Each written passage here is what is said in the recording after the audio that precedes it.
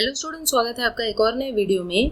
आज हम Elizabeth Barrett browning की फेमस नॉवेल ऑरोरा ली की समरी को अच्छी तरीके से समझ रहे हैं। इस नॉवेल के जरिए एलिजाबेथ ने हमें ऑरोरा ले कैरेक्टर के जरिए बताया है कि कैसे औरतें आदमियों से किसी भी मामले में कम नहीं होती और वो आदमियों की ही तरह बहुत ही बेस्ट लिटरेचर प्रोड्यूस करने की क्षमता रखती हैं। तो चलिए अब हम लोग इस नॉवेल के इंट्रोडक्शन को देखते हैं और उसके बाद फिर प्लॉट समरी को स्टार्ट करते हैं। सो एलिजाबेथ बैरेट ब्राउनिंग ने इस वर्क को पब्लिश करवाया था 1856 में, जब रोमांटिक मूवमेंट चालू थी। और ऑरोरा ले एक नरेटिव नॉवेल है जिसे ब्लैंक वर्ड्स में लिखा गया है, एक पोएम की तरह लिखा गया है। और इसमें टोटल 9 बुक्स और ऑलमोस्ट 11,000 लाइन्स हैं। और ये पहली फीचर लेंथ पोएम है इंग्लिश में जिसमें एक फीमेल आर्टिस्ट को प्लॉट के सेंटर में रखा गया है। उसके पहले लोग आदमियों को एज अ मेन प्रोटैगनिस्ट पेश करते थे, लेकिन इस नॉवेल में एक औरत को मेन प्रोटैगनिस्ट बनाया गया है। और ये ऐसे टाइम पर लिखी गई थी नॉवेल जब मिसोगाइनिस्ट व्यूज हर जगह लोगों में थे। मिसोगाइनिस्ट यानी औरतों को कोई पसंद नहीं करता था, यानी महत्व नहीं दिया करता था। ऐसे टाइम पर एलिजाबेथ बैरेट ब्राउनिंग ने इस नॉवेल को लिखा। तो चलिए अब हम लोग इस नॉवेल की प्लॉट समरी को और अच्छी तरीके से समझते हैं। तो जैसा मैंने आपको बताया कि इसमें 9 बुक्स हैं और जो पहली बुक है उसमें हमें ऑरोरा के बारे में बताया गया है, उसके चाइल्डहुड के बारे में बताया गया है कि कैसे जो ऑरोरा ले है जो कि प्रोटैगनिस्ट है, उसकी मम्मी तभी मर गई थी जब वो सिर्फ 4 साल की थी। और अपने पिता के मरने के पहले उसके पिता 9 साल बाद मरते हैं, लेकिन अपने पिता की मौत के पहले ही ऑरोरा ने अपने पिता से लिटरेचर का वही लव इनहेरिट कर लिया था जो उसके पिता में था। यानी उसके पिता को लिटरेचर बहुत पसंद था और इसीलिए ऑरोरा के अंदर भी लिटरेचर को पसंद करने की खूबी आ गई थी।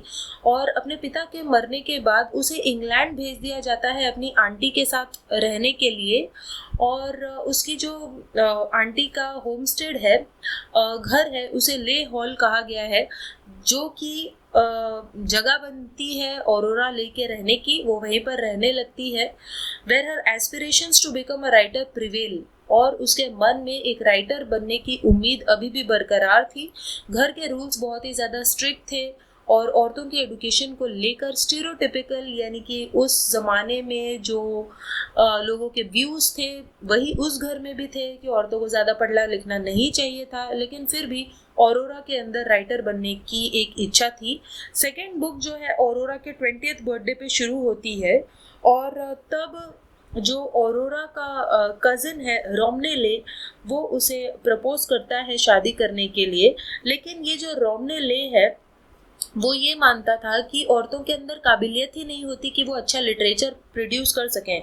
तो जो रोमने है वो एक सेल्फ प्रोक्लेम्ड फिलैंथ्रोपिस्ट है। फिलैंथ्रोपिस्ट का मतलब सोशल वर्कर। वो कहा करता था कि वो सोशल वर्क करता है। और वो रोमने जो होता है ऑरोरा को मना करता है, डिसुएड करता है कि तुम कुछ भी लिखो मत, क्योंकि तुम एक औरत हो, इसीलिए तुम्हारे अंदर वो आर्टिस्टिक एबिलिटीज ही नहीं है, या हैं भी तो वो आदमियों से तो बहुत ही इंफीरियर है, यानी आदमियों के मुकाबले तुम्हारे अंदर क्वालिटीज बहुत कम है, इसलिए तुम ज़्यादा अच्छा नहीं लिख पाओगी।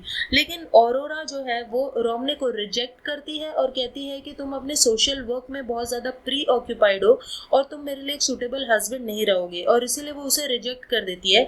ऑरोरा की आंट उसे रिमाइंड कर देती है कि अगर तुम रोमने से शादी नहीं करोगी तो तुम्हें इनहेरिटेंस में कोई भी दौलत नहीं मिलेगी। लेकिन इस बात से ऑरोरा कोई फर्क नहीं पड़ता। और जब ऑरोरा की आंट भी मर जाती है तब रोमने ऑफर करता है कि तुम थोड़ा सा पैसा ले लो। वो उसे इनहेरिटेंस देना चाहता है, लेकिन ऑरोरा फिर से उसे मना कर देती है, रिजेक्ट कर देती है। और उसके बाद वो लंदन चली जाती है और वहाँ पे अपने पोएट बनने के ड्रीम को वो पूरा करने में लग जाती है। उसके बाद बुक 3 में हमें ये दिखाया जाता है कि ऑरोरा एक अपार्टमेंट में रह रही होती है लंदन में, और उसका थोड़ा बहुत नाम भी हो गया होता है एज अ पोएटेस।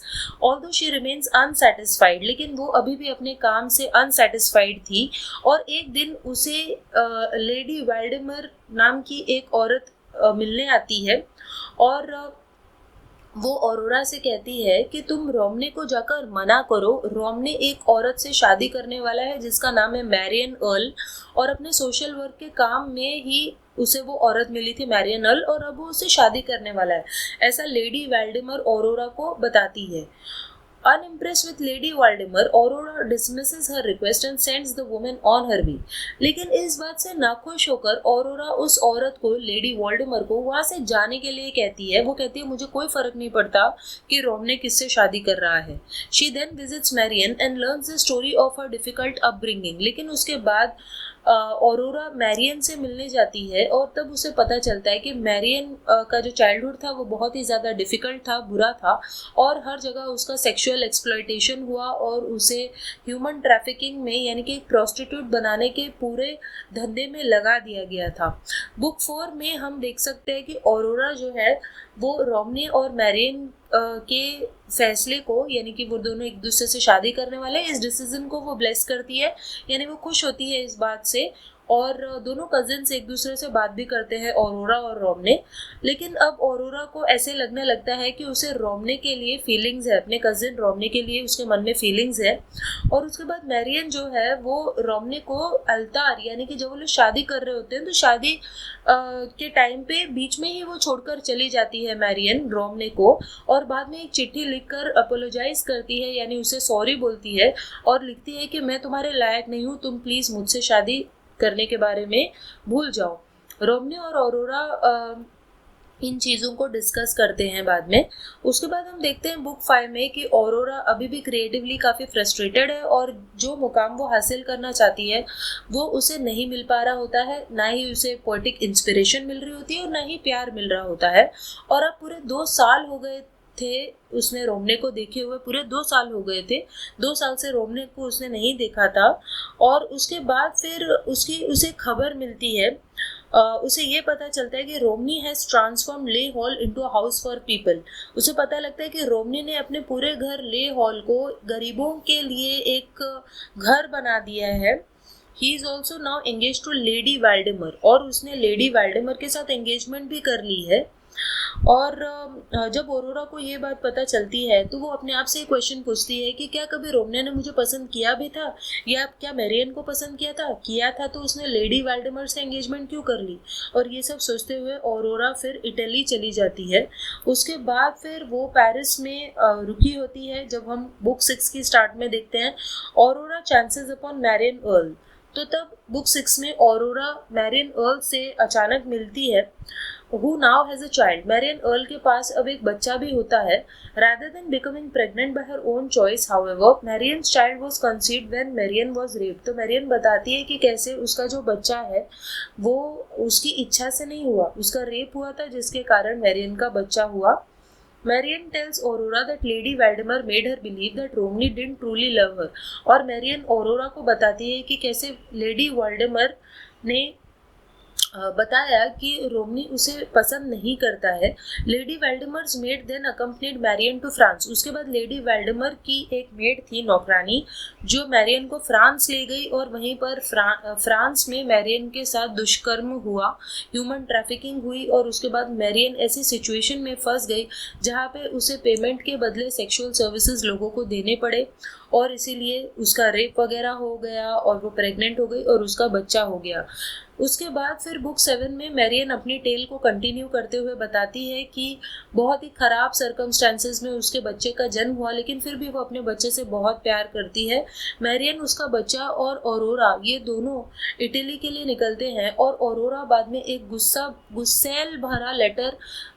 भरा लेटर लेडी वाल्डेमर को लिखती है कि ये सब उसने क्या कर दिया, लेकिन वो रोमने को कुछ नहीं कहती, इसीलिए क्योंकि उसे ऐसा लगता है कि शायद रोमने लेडी वाल्डेमर के साथ खुश है, whom she believes to be happy with his current marital arrangements. Aurora feels lonely while in Italy and reminisces about Romney and about her own childhood experiences. तो ऑरोरा जो है उसे इटली में काफ़ी अकेलापन महसूस हो रहा होता है और वो फिर से रोमनी को याद करने लगती है और अपने बचपन के एक्सपीरियंसेस को याद करने लगती है। बुक 8 की ओपनिंग में हम देख सकते हैं कि कुछ साल गुजर गए हैं और ऑरोरा, मैरियन और मैरियन का बेटा अब फ्लोरेंस के बाहर रहते हैं। रोमने तभी अचानक आता है और ऑरोरा को उसकी बुक के लिए कॉम्प्लीमेंट भी करता है। और ऑरोरा को ऐसा लग रहा होता है कि शायद रोमनी की अब लेडी वाल्डेमर के साथ शादी हो गई होगी और इसीलिए ऑरोरा उसके साथ थोड़ा कर्टली पेश आती है। लेकिन रोमनी ऑरोरा को बताता है कि कैसे उसका सोशल वर्क ज़्यादा दिन तक नहीं चल पाया और ले हॉल को कुछ गुस्सैल लोगों ने जलाकर राख कर दिया। और रोमने हंसता हुआ कहता है कि उसने लेडी वाल्डेमर से कभी शादी नहीं की और वो ऑरोरा को लेडी वोल्डेमर की एक चिट्ठी भी देता है। फाइनल बुक में हम देखते हैं कि लेडी वोल्डेमर ने अपनी चिट्ठी में क्या लिखा था।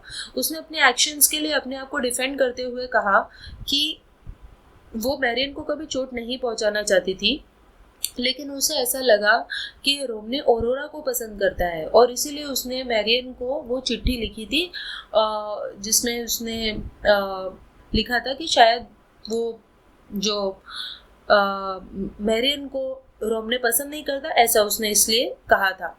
Dutifully Romney now offers to marry Marian. तो अपनी ड्यूटी की खातिर रोमनी जो है वो ऑफर करता है कि मैं मैरियन से शादी कर लेता हूँ, लेकिन मैरियन रिजेक्ट करती है और कहती है कि that she only loves her child, वो बस अपने बच्चे को ही प्यार करती है, किसी और को नहीं।